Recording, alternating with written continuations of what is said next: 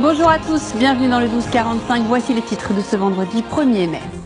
Un supermarché classé monument historique, au même titre que la Tour Eiffel ou le château de Chambord, l'Intermarché de Ris-Orangis pourrait rentrer dans le fameux classement. Nous verrons dans un instant quels sont les critères pour devenir monument historique. Quel est le point commun entre le château de Chambord, les grottes de Lascaux et l'Intermarché de Ris-Orangis en région parisienne? À première vue, aucun.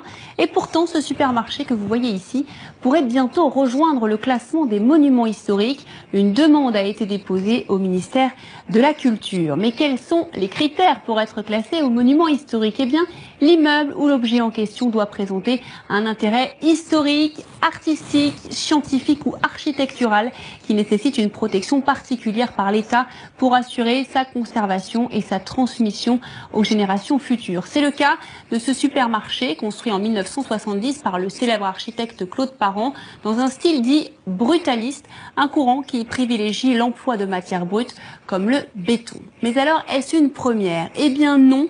En 2011, un autre supermarché du même architecte, le Carrefour de Sens dans l'Yonne, avait rejoint le classement. Parmi les monuments historiques les plus insolites figure aussi cette piscine de style Art Nouveau, une parcelle de vigne du Gers âgée de 200 ans, ou encore la façade de cet immeuble qui abrite un célèbre fast-food parisien. Au total, quelques 43 000 bâtiments sont protégés au titre des monuments nationaux.